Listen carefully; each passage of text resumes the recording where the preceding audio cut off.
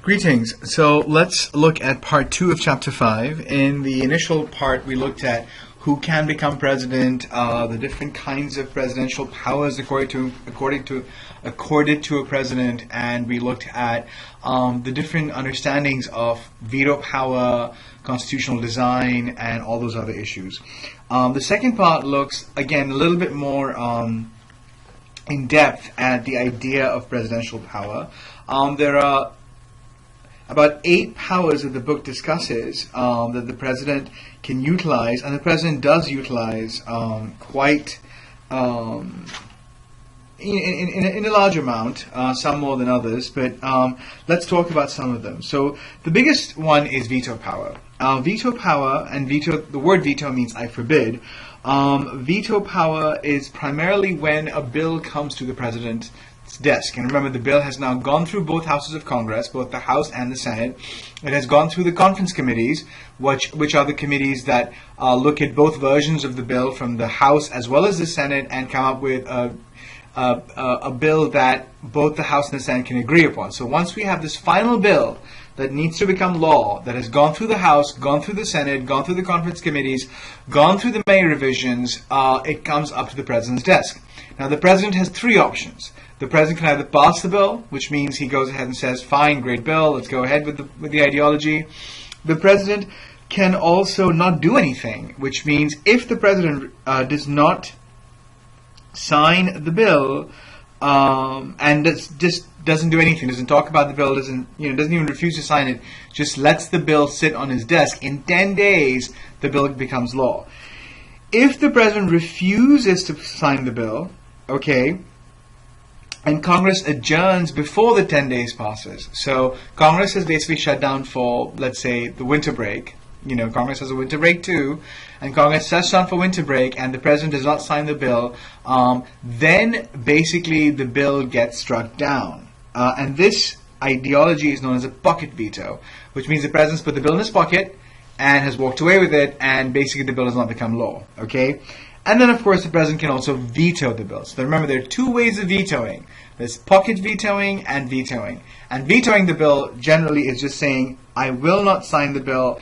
And he sends it back to Congress saying, go ahead and revise certain aspects of the bill because I don't want these aspects in the bill. Okay, so that's a really big issue because it allows the president to go ahead and check Congress's power like we talked about in Chapter 4. And at the same time, it affords this legislative body, this executive body, some amount of power. The president can also use something called signing statements.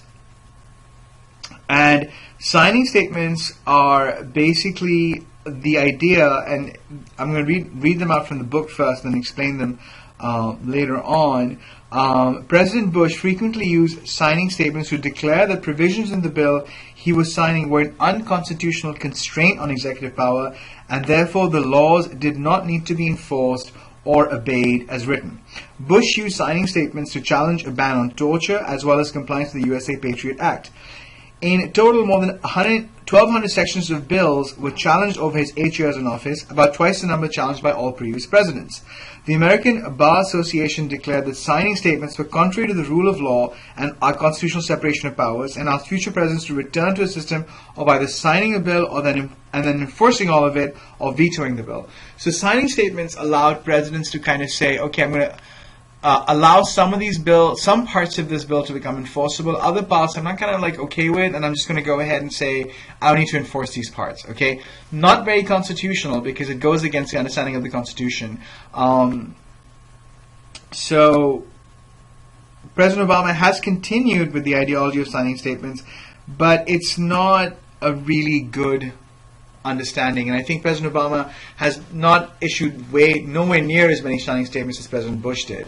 Appointment power is the second power that the president has, and the appointment power is the power to appoint ambassadors, public ministers, judges of the Supreme Court, and other officers of the United States. For judges of the Supreme Court, of course, a judge has to go through the Senate, but other judges, especially circuit court judges and smaller judges, the president can go ahead and appoint right away. So appointment power the president uses to kind of shape his cabinet in a way.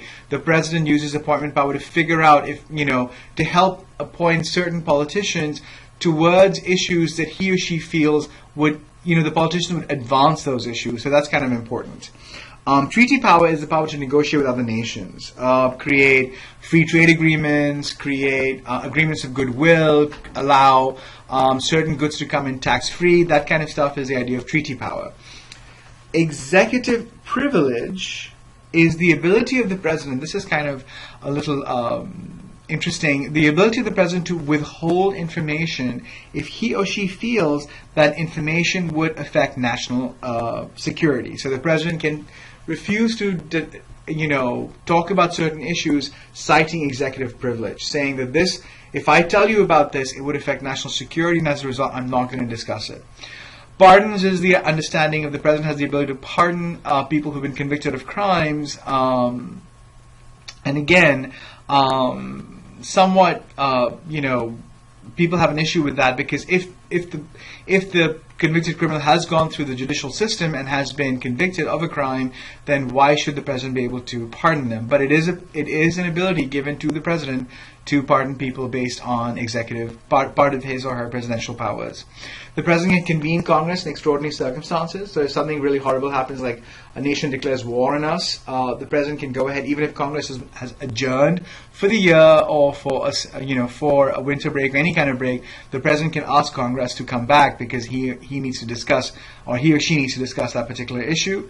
The president is also the commander-in-chief of the armed forces, which means the president has the ability to let the armed forces know where they need to go, either to fight a war or to assist certain countries with issues. Like right now, the U.S. is assisting certain West African nations with the Ebola virus. So all these are presidential powers. So just by listening to all this, you kind of get a pretty good idea as to the fact that the president has a lot of power within that one individual office. And so there might need to be some checks on presidential power, but it seems as though more and more presidents, whenever they become president, they try to grab or try to advocate for even more power, trying to distance themselves from Congress. So this is a good,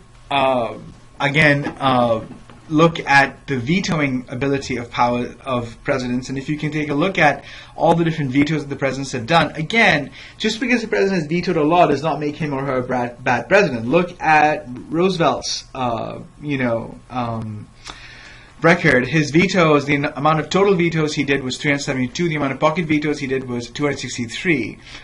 George W. Bush, 11 vetoes, 1 pocket veto. President Obama, this is an older one. I think it's from 2009, but it probably has done way more vetoes, especially after the Affordable Care Act. But again, a veto is not necessarily an indication of a bad presidency. It's an indication of the fact that the president disagrees with Congress. But again, that is not an indication of the fact that the president isn't a good or a bad president.